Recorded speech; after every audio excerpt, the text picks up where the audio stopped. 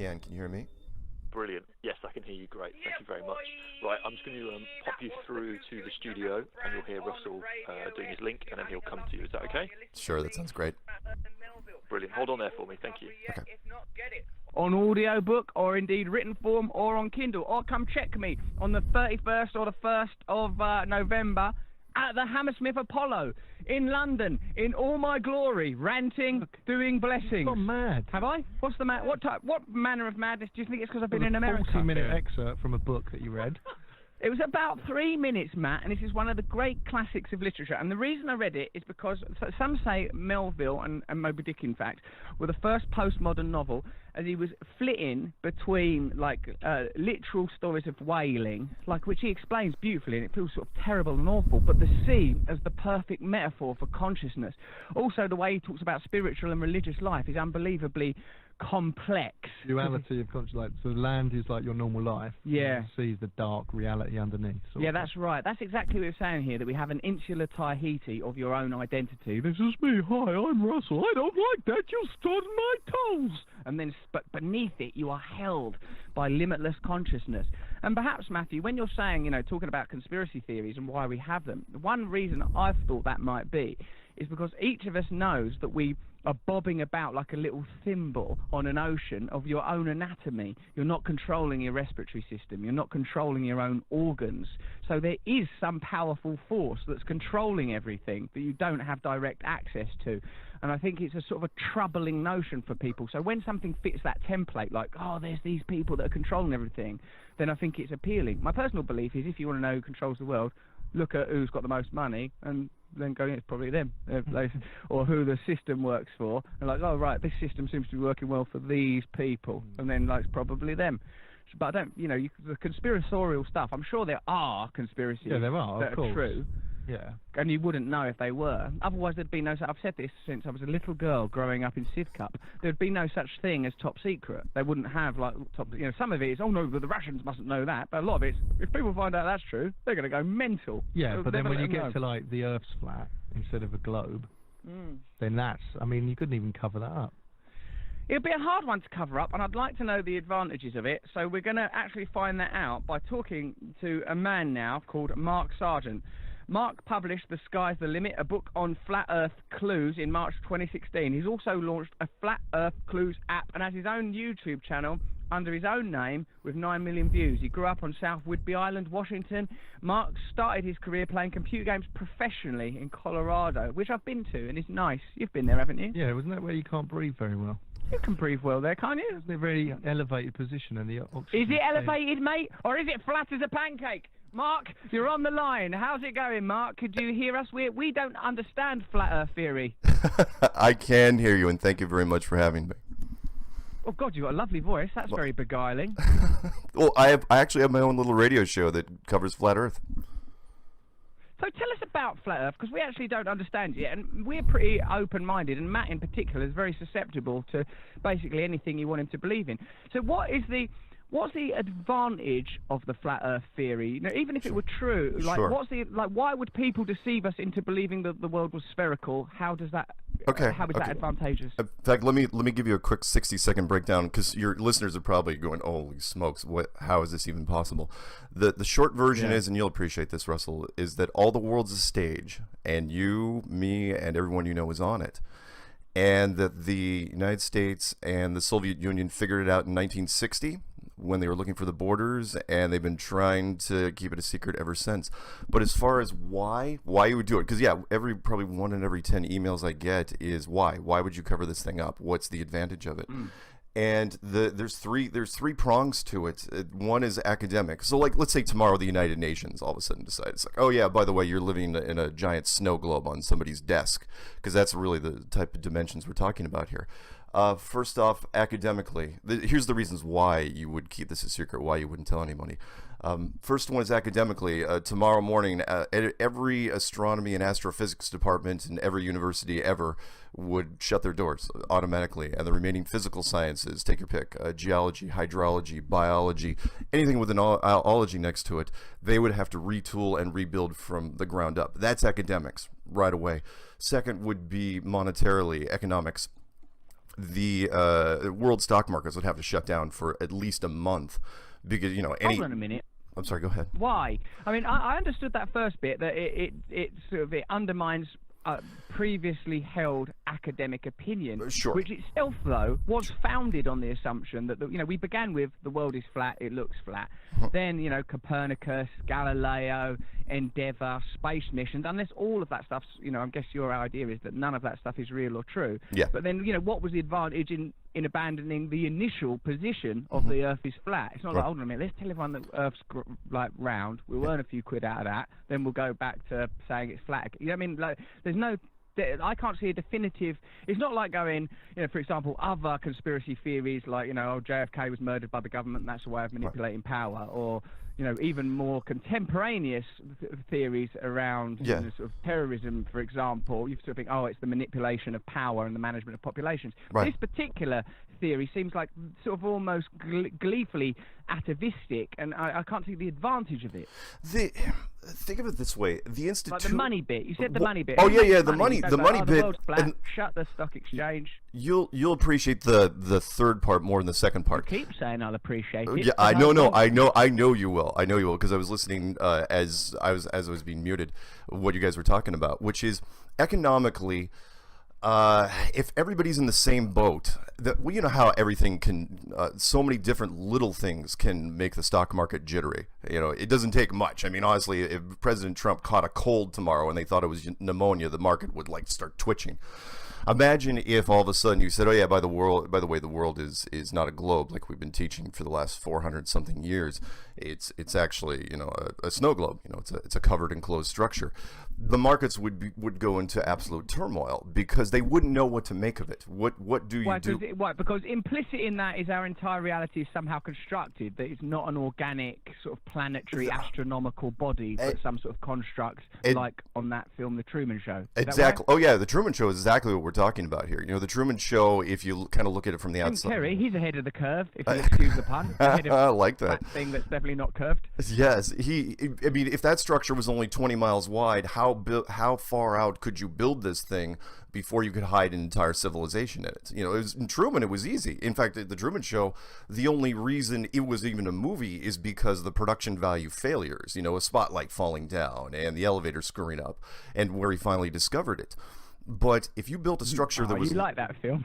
I really do like it. It's perfect in this capacity because it gave you an example of how easy it is to do, along with M. Night Shyamalan's The Village, where he said, look, children believe anything you tell them. So if you put them in a wildlife preserve and build a town and make it look like the 1800s, and you tell them that, why wouldn't they believe that? And after I'm down with that kind of stuff. I'm down that our perception of reality is built upon narratives. Right. But the thing I'm still struggling with is the advantage of it. Okay. Let's don't let them find out that this is like what you're saying is a constructed reality under a dome where our extraterrestrial overlords experiment on our reality, introduce different genes, that there's a superior consciousness that we're interacting with, and only a small percentage of the population know about it. Because I think that could still be true, even if the world was a globe. That doesn't necessarily get in the way of that idea. If there is an advanced civilization capable of constructing such a beautiful, illusion, then I did a little blow off. Then they'd be able to conduct that just as easily on a sphere. And what does this mean about our studies of sort of like sub-particular matter? Because that too has certain geometric features that fit in with its macro corollary, i.e. that the sphere is the fundamental building block of the physical plane. Oh yeah, you're absolutely right. The quantum physics and everything about astrophysics would be turned upside down. Let's cut to the chase here. If this was, let's take economic out of it, because people can debate that all they want, but I absolutely know you would have to shut down the world markets. The biggest part would be the spiritual part, which is if we are built, the narrative changes, meaning we are created. And now I'm not saying necessarily, is it intelligent design? Yeah, probably. Is it the handprint of God on the outside of this thing? Well, that would make a lot of people very, very nervous. If you didn't want to, if you want to be the ultimate power, you have to be the ultimate power. You can't have something outside. The governments and the powers that be have a firm grasp on things because there's no one bigger than them. Not definitely. You know, so as a paradigm, it's the same as if we discovered extraterrestrials, or if in fact ancient religious ideologies were literally true, that like by very referring to some sort of supreme power, exactly. Our own reality is undermined. Now, if you think my questions were top notch, get ready for something that's going to shrivel you up into a pippin, because coming right out of left field is Britain's own favourite little sweetie pie, Matt Morgan. Okay. Hello, Mark. Hi. How do you explain then if the world's flat, flight paths? Because if you look at a flight tracker, you can see flights going every way around the world. And they go out of one side of the little map and they appear immediately on the other side because they've gone round the globe. How do you explain that? That is a very interesting. There's public on those flights, and they've gone from Australia round to the west coast of America. Sure, they have actually, but at the same time, there's a lot of things interesting, especially in the southern hemisphere flights. First off, GPS, the global positioning system, which was designed by the United States Department of Defense back in the 90s. It's a military application, supposedly blanket coverage with 32 something satellites all over there. There is huge, massive dead spots. So when you're following these planes down there in the southern hemisphere, you're going to love this. Watch them as they go offshore, maybe 150, 200 miles. Once they get to a certain point, now that graphic may still be there, but the latitude and longitude for those planes immediately drops into approximated or estimated mode, and it stays in that mode, which basically means we have no idea where that plane is, but the graphic's there, so we're just going to keep it going, or it'll blink off entirely. And then it will magically appear within ground radar range at its location. That's the first thing about the stuff. Go ahead. It is an answer. But I liked that, Mark. I like that as an answer. And what I suppose, look, what I'm getting is, I was telling Matt earlier on that last night while I was doing one of my brilliant new dreams I'm working on, I stirred and awoke, and there was this sort of geometric subset in my consciousness immediately on awakening, where I thought the indigenous language of the mind is geometry, and all subsequent forms of semaphore are applications that the culture endows us with. But there is a literal and essential truth. Now, if there is some literal essential truth of which all material reality is some projection, the laws of physics would occasionally mutate, which is like, I'm not the first person to say that. I believe old Einstein said something similar, i.e. Time is relative, or sure. Or Planck and Heisenberg talk about the mutability of physical law. So I like your theory in one sense, that it invites us to investigate the nature of our reality. I think keep saying snow globe's going to be a problem, mate, because snow globes are funny little things, aren't they? Okay. Well, I'm trying. Snow globe, it's not a serious thing, a snow globe. Yeah. I have to use some of those. Use another one. Okay. Sports stadium. How's that? A planetarium. All right, it's a bit better, I suppose. No, actually, I prefer snow globe. Snow globe. Now, should we the rest of the interview being a bit silly, just to change the vibe? Okay. No, I think you've done well there, mate. But I don't know. Say you get it out there, and everyone goes, bloody hell, this is an artificial reality. We're in some sort of ecosystem, like that bloody place down Cornwall. What's that called? Do you know that place down Cornwall? Eden Project, yes. We're in some ecological system where everything's being controlled. Sure. Or like Elon Musk says, this is a sort of a virtual reality, and that's that means that the laws of physics are irrelevant, whether it's spherical or flat or wherever its dimensions. It's being bloody conjured up in our own consciousness, which I think is pretty cool idea in itself. What's the advantage, mate? If you get it out there, what happens? Other than that stock market crash you keep going on. Well, again, it's a snow globe. What's day two? Yeah, and I try to do a glass half full if I can, because you could go the doom and gloom path if you wanted, where the stock markets potentially crash, and there's pitchforks and torches in the streets. That'll happen anyway, one way or another, won't it? Well, yeah, of course. Meteorological event, some other crisis. I mean, we're all doomed. That's a fact on an individual level. Why doesn't the water fall off? Good, because the Antarctica isn't just the boundary of this place.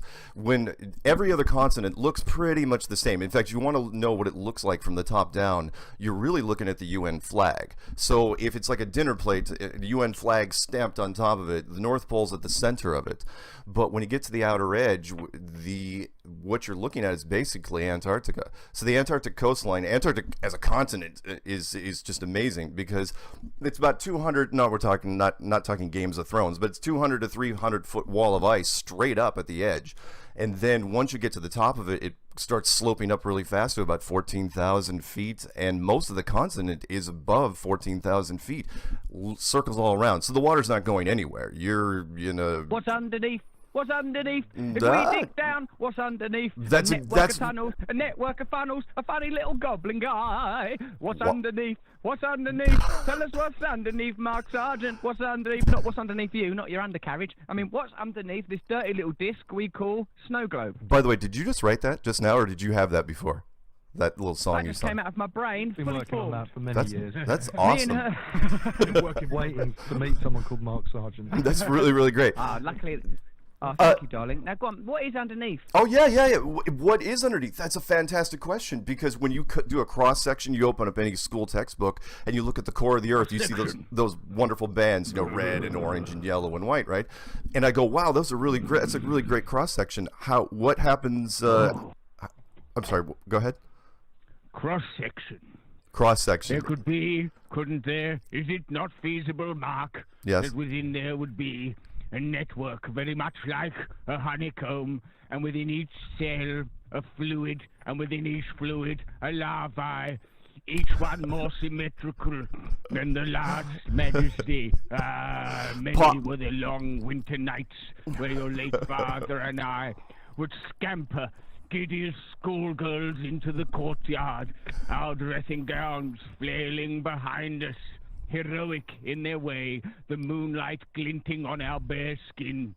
We would spot one of the lowly creatures of the courtyard, a tomcat, or perhaps a whippet hound, then gripping it by its thin hips, twanging the harp strings of its tendons, we would flip it onto its back, and ignoring its scrambling, would prise apart its thighs, revealing its genitalia. Then your late father, Majesty, would take from his inside pocket a vanity kit. There within was an emery board. He would take it and file down the tip of the hound's member till it was completely flat, revealing the aforementioned cross-section, within which would be a honeycomb, and within each shell of the honeycomb is a larvae, and the circle of life begins again. That's impressive. Honest to God, that was really something. Mark, now that I have been working on. All right, but you did not derail me, because I had the answer in my head the entire time. When you drill down the deep, You're lovely. You held on to it. I did. There's no way you were. I was listening to the whole thing. I'm going. There's no way you're gonna turn unless you actually brought me into that little thing at the end. I was like, I don't know. The deepest hole ever drilled is 8 miles. No, the cross sections of the Earth, everything you read in school books is meaningless. The deepest hole ever drilled, but one was by the Russians and one by the Germans. There's nothing. Once they get down to 8 miles, the drill bits fail. So ask mainstream science what's below us, below 8 miles. Everything you see in the books is a complete fabrication. Mark, I tell you what, mate. There's no reason to be honest, my belief that the world is a globe is not built on any personal experience. It's only built on what I've been taught. And at various times, human beings like us have been taught that different races are inferior, different genders are inferior, that it's okay for one group of people to subjugate another. So the beliefs of human beings is fraught with flaws, paradox, and ignorance. So I certainly wouldn't ridicule your beliefs. I personally don't agree with it, but I do really like it, and I like your personal spirit of investigation. And it's something I'm going to be looking out for now, particularly that bit in response to Matt's question. We do have to go for some adverts now, because this is a mainstream media network held together, as you know, by capitalism, consumerism, and commerce, and we all play our part in that. Thanks for coming on, mate. You've been a great guest. Thank you. It was a real pleasure, guys. You're lovely. Mark. You've got a lovely voice. I'd listen to you say anything. All right, take it easy. Take it easy, Mark Sargent. See you later, mate. All right, bye-bye. Well, you really showed me up there, didn't you, mate? Yeah, I showed you up. Yeah, you did.